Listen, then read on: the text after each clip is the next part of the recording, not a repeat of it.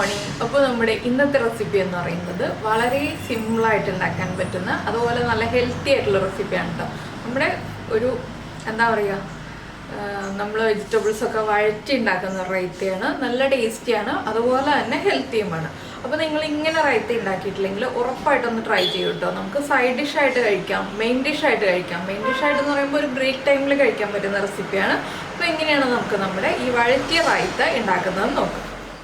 നമുക്ക് നമ്മുടെ ഇൻഗ്രീഡിയൻസ് നോക്കാം. ഞാനിപ്പോൾ ഒരു കുക്കുംബറിൻ്റെ പകുതി ഈ ഒരു വലിപ്പത്തിൽ കട്ട് ചെയ്തെടുത്തിട്ടുണ്ട്. ചെറിയ പീസുകളായിട്ട്, ഒരുപാട് ചെറിയ പീസുകളായിട്ടല്ല എങ്കിലും ചെറിയ പീസുകളായിട്ട് കട്ട് ചെയ്തെടുത്തിട്ടുണ്ട്. ഒരു ക്യാരറ്റിൻ്റെ 1/4 ഭാഗം ഗ്രേറ്റ് ചെയ്തെടുത്തിട്ടുണ്ട്. ഒരു സവോളയുടെ പകുതി കട്ട് ചെയ്തെടുത്തിട്ടുണ്ട്. ഒരു പച്ചമുളക് കട്ട് ചെയ്തിട്ടുണ്ട്. പച്ചമുളക് നിങ്ങളുടെ എരിവനുസരിച്ച് എടുക്കുക കേട്ടോ. എന്താണെന്ന് വെച്ചാൽ ചിലർക്ക് നല്ല എരിവ് ആവശ്യമായിരിക്കും, ചിലർക്ക് അധികം എരിവ് ആവശ്യം ഉണ്ടാവില്ല. അപ്പോൾ ഞാൻ ഒരുപാട് എരിവുള്ള രീതിയിലല്ല ചെയ്യുന്നത്, നമുക്കൊരു മീഡിയം എരിവുള്ള രീതിയിലാണ് ചെയ്യുന്നത്. അപ്പോൾ ഒരു പച്ചമുളക് എടുത്തിട്ടുണ്ട്. പിന്നെ 1 കപ്പ് കട്ട തൈര്, പുളിയില്ലാത്ത തൈര് എടുക്കുക. പുളിയുള്ള തൈരാണെങ്കിൽ പഞ്ചസാര ചേർക്കേണ്ടി വരും. അപ്പോൾ പുളിയില്ലാത്ത തൈരാണ് നമ്മൾ മാക്സിമം എടുക്കേണ്ടത്.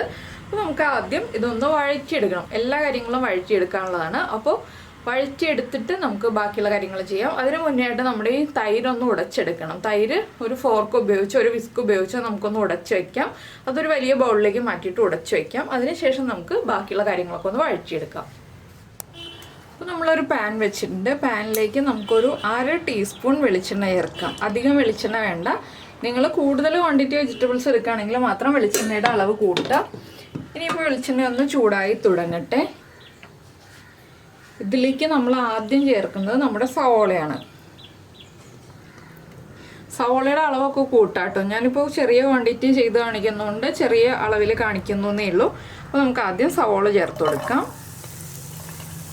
ഓരോ വെജിറ്റബിൾസിൻ്റെയും കുക്കിംഗ് ടൈം അനുസരിച്ചാണ് നമ്മൾ വെജിറ്റബിൾസ് ചേർത്ത് കൊടുക്കുന്നത്. പിന്നെ ഇതിൽ ഒരുപാട് എണ്ണ ചേർത്തിട്ടുണ്ടെങ്കിൽ അത്ര ടേസ്റ്റ് വരില്ല. എണ്ണയുടെ ടേസ്റ്റ് ആയിരിക്കും മുന്നിൽ നിൽക്കുക. അതുകൊണ്ട് നമ്മൾ ചെറിയ അളവിൽ മാത്രം എണ്ണ ചേർത്തിട്ട് ഈ ഒരു കാര്യങ്ങളൊക്കെ ചെയ്തെടുക്കുക. ഇപ്പോൾ ഉപ്പ് ചേർത്ത് കൊടുക്കരുത്. ഉപ്പ് ലാസ്റ്റ് മാത്രം ചേർക്കാം കേട്ടോ. ഉപ്പ് ചേർത്തിട്ടുണ്ടെങ്കിൽ നമ്മുടെ വെജിറ്റബിൾസ് ഓവർ കുക്കായി പോകും, വല്ലാതെ വഴന്നു പോകും. നമുക്ക് ആ വെജിറ്റബിൾസിൻ്റെ ഒരു ക്രഞ്ചിനെസ് കിട്ടുകയും വേണം, എങ്കിലൊന്ന് കുക്കായി തുടങ്ങുകയും വേണം. ഓവറായിട്ട് കുക്കായി പോകരുത്. സവോള ഒന്ന് കുക്കായി തുടങ്ങുമ്പോൾ നമുക്കിതിലേക്ക് ഒരു കുറച്ച് സെക്കൻഡ്സ് നമ്മളൊന്ന് വഴറ്റി കഴിയുമ്പോൾ ഇതിലേക്ക് നമ്മുടെ കുക്കുംബർ കട്ട് ചെയ്തത് ചേർത്ത് കൊടുക്കാം. നിങ്ങൾക്ക് ഇതിലേക്ക് വേറെ വെജിറ്റബിൾസ് ഒക്കെ യൂസ് ചെയ്യാം കേട്ടോ. ബീട്രൂട്ടൊക്കെ യൂസ് ചെയ്യണം എന്നുണ്ടെങ്കിൽ ബീട്രൂട്ട് യൂസ് ചെയ്യാം, ക്യാബേജ് യൂസ് ചെയ്യാം. നമുക്ക് ഇഷ്ടമുള്ള വെജിറ്റബിൾസ് ചേർക്കാം.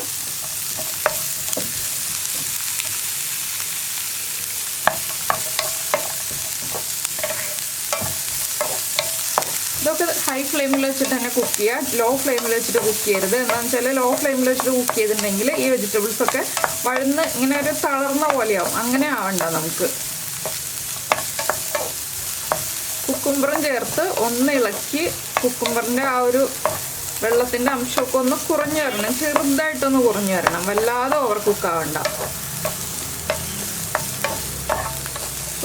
ഒന്ന് ഇളക്കി കൊടുത്ത് ഒരു 2-3 പ്രാവശ്യം ഒന്ന് ഇളക്കി കൊടുത്തു കഴിയുമ്പോൾ നമ്മുടെ സവോളയൊക്കെ ഒപ്പം കുക്കാവുന്നുണ്ട്. ഇതിലേക്ക് നമുക്ക് പച്ചമുളക് ചേർത്ത് കൊടുക്കാം. പച്ചമുളക് മാത്രമേ ഇതിൽ കൂടുതലായിട്ട് കുക്കാവാനുള്ളൂ. പച്ചമുളകിൻ്റെ ആ ഒരു റോ ടേസ്റ്റ് ഒന്ന് മാറി വരണം.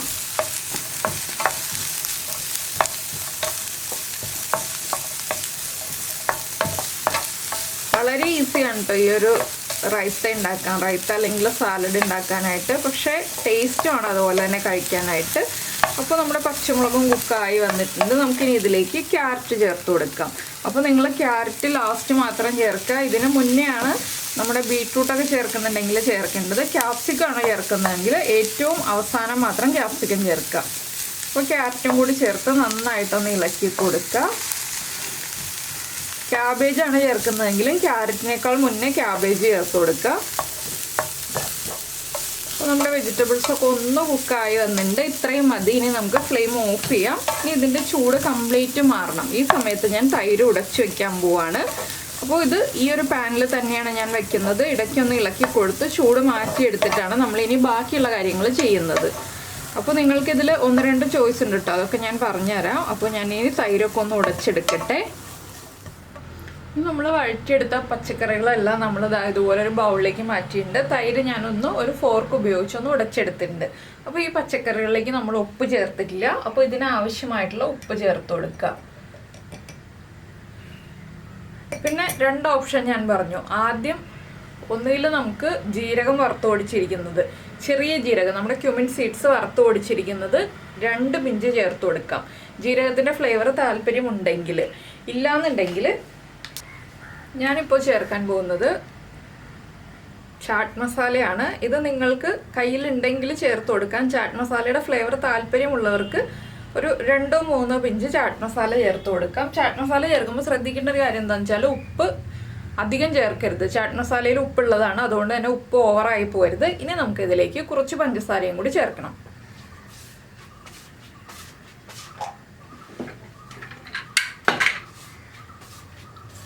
തൈരിന് പുളി ഉണ്ടെങ്കിലും ഇല്ലെങ്കിലും പഞ്ചസാര ചേർക്കാം കേട്ടോ. പഞ്ചസാര ചേർക്കുമ്പോഴാണ് നമ്മുടെ ഈ ഒരു റൈത്ത കറക്റ്റ് ആവുക. അപ്പോൾ ഒരു 1/4 ടീസ്പൂൺ പഞ്ചസാര ചേർക്കാം. പുളിയുള്ള തൈരാണെന്നുണ്ടെങ്കിൽ 1/2 ടീസ്പൂൺ വരെ പഞ്ചസാര ചേർക്കാം. ഞാനിപ്പോൾ 1/4 ടീസ്പൂണാണ് പഞ്ചസാര ചേർത്തിട്ടുള്ളത്. ഇനി നമുക്ക് ഈ തൈരും കൂടി ചേർത്ത് നന്നായിട്ടൊന്ന് മിക്സ് ചെയ്യാം.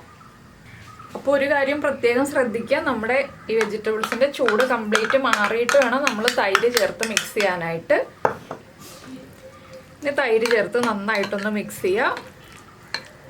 അപ്പം നമുക്കിത് ഫ്രൈഡ് റൈസിൻ്റെ കൂടെയും ചപ്പാത്തിയുടെ കൂടെയും അതുപോലെ നെയ്ച്ചോറിൻ്റെ കൂടെയും ഒക്കെ കഴിക്കാൻ പറ്റിയ നല്ലൊരു സൈഡ് ഡിഷാണ്. പിന്നെ വെറുതെ കഴിക്കാം കേട്ടോ. നമുക്കിപ്പോൾ ഒരു 11 മണിക്കോ വൈകിട്ട് 4 മണിക്കോ ഒക്കെ ഒരു സ്നാക്കായിട്ട് കഴിക്കണം എന്നുണ്ടെങ്കിൽ അങ്ങനെ വെറുതെയും കഴിക്കാൻ പറ്റിയ റെസിപ്പിയാണ്. ഈ ഒരു സൈഡ് ഡിഷായിട്ട് തന്നെ കഴിക്കണം എന്നൊന്നുമില്ല. അപ്പോൾ നിങ്ങൾ ഏത് രീതിയിലാണോ കഴിക്കാൻ ഉദ്ദേശിക്കുന്നതെന്ന് വെച്ചിട്ടുണ്ടെങ്കിൽ ആ രീതിയിൽ കഴിക്കാം. അപ്പോൾ വളരെ എളുപ്പത്തിൽ തയ്യാറാക്കാൻ പറ്റുന്ന റെസിപ്പിയാണ്. എല്ലാവരും ട്രൈ ചെയ്ത് നോക്കുക. കുറച്ച് തൈരും കുറച്ച് വെജിറ്റബിൾസും ഉണ്ടെങ്കിൽ വളരെ എളുപ്പത്തിൽ തയ്യാറാക്കാം. ഇനി നമ്മളൊന്ന് ടേസ്റ്റ് ചെയ്ത് നോക്കുക. ഉപ്പ് കുറവാണെങ്കിൽ ഉപ്പ് ചേർത്ത് കൊടുക്കുക. അതുപോലെ തന്നെ ചാട്ട് മസാലയുടെ ഫ്ലേവർ കൂടുതൽ വേണമെന്നുണ്ടെങ്കിൽ ചാട്ട് മസാല ചേർത്ത് കൊടുക്കുക. വെള്ളം പോലെ ഇരിക്കുന്ന തൈര് ചേർക്കരുത്, നല്ല ക്രീമി ആയിട്ടുള്ള തൈരായിരിക്കണം ചേർക്കേണ്ടത്. അപ്പോൾ ഇത്രയേ ഉള്ളൂ നമ്മുടെ റൈത്തയുടെ പരിപാടി. ഇനി നമുക്കിത് കുറച്ച് കാര്യങ്ങളും കൂടി ചേർത്തൊന്ന് മിക്സ് ചെയ്യണം.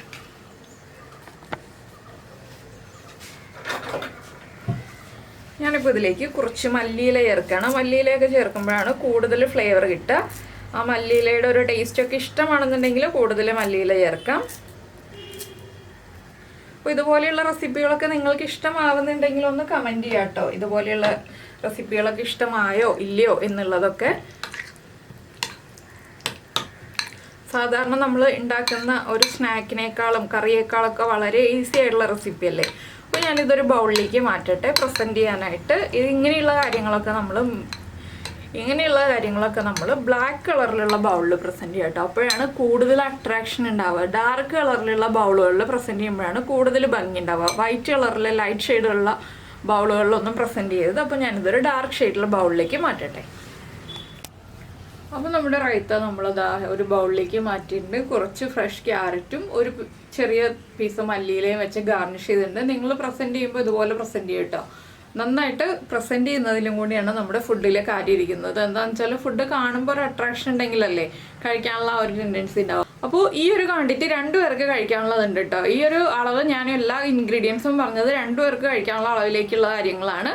അപ്പോൾ നിങ്ങൾ മെയിൻ ഡിഷായിട്ട് കഴിക്കുന്ന രീതിയിലല്ല ഞാൻ പറഞ്ഞത്. ഇടനേരത്തൊരു സ്നാക്കായിട്ട് കഴിക്കുകയാണെങ്കിൽ 2 പേർക്ക് കഴിക്കാനുള്ള അളവുകളാണിത്. അപ്പോൾ എല്ലാവരും ഉണ്ടാക്കി നോക്കുക. ഹെൽത്തി ആയിട്ടുള്ള റെസിപ്പിയാണ്. അപ്പോൾ നിങ്ങൾക്ക് എല്ലാവർക്കും ഈ റെസിപ്പി ഇഷ്ടമായിട്ടുണ്ടാകുമെന്ന് വിചാരിക്കുന്നു. നമുക്ക് നമ്മുടെ അടുത്ത റെസിപ്പിയുമായിട്ട് അടുത്ത ദിവസം വീണ്ടും കാണാം.